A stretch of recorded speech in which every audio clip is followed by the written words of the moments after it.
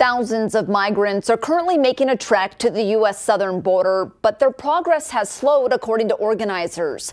They say families and children are too tired and hungry to carry on. As many make the journey, some are turning to an extreme form of protest to send a message to Mexican authorities over struggles they face. Migrants are sewing their lips shut and burning Mexico's immigration commissioner in effigy, demanding visas in order to continue marching freely toward the U.S. southern border. Within Mexico's overburdened immigration system, those seeking travel or humanitarian visas often endure waiting periods of weeks or even months. During those periods, they cannot engage in work to provide for their families.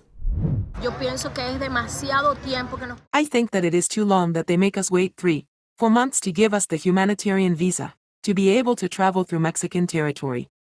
Because we are at the mercy of traffickers, of criminals, so it seems to me that we all accompany each other when we go in the caravan. It seems safer to me. Although when one is a migrant, nothing is safe. It is the only way I think we can get to make the CBP1 appointment, because while we are here, we are wasting time and the laws keep changing.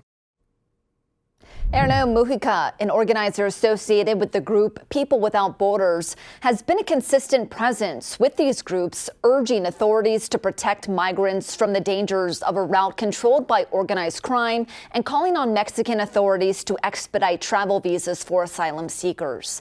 Mujica says migrants often face unsanitary conditions, frequently resorting to living on the streets when detention centers become overcrowded while they wait for officials to process asylum claims.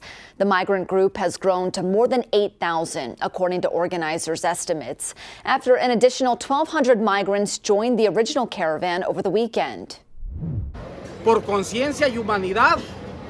It's really difficult. There is 7,000, 8,000 people. It is obvious people are suffering, and they are being held.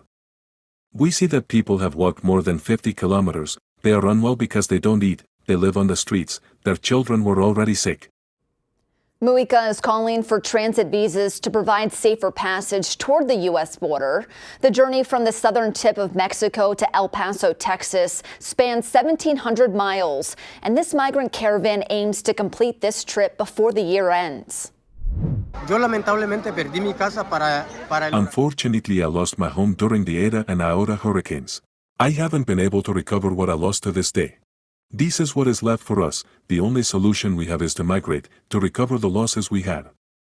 We need for the Mexican Migration Institute to be conscious of this. If you see how many people are walking in the caravan, how many arrive to Huistla, some of them have no money to eat. Meanwhile, shelters and religious organizations on Mexico's northern border have issued an alert for the caravan, warning that Juarez does not have the capacity to receive them. In Texas, Governor Greg Abbott continues to defend his actions to prevent illegal border crossings. Texas Army and Air National Guard soldiers have been patrolling the southern border as part of Operation Lone Star, using drones for surveillance. They have also placed razor wire along sections where border walls have not yet been constructed. Abbott praised Operation Lone Star for its efforts in providing border security, citing more than 480,000 apprehensions and more than 63,000 migrants bussed out of Texas to sanctuary cities since its inception.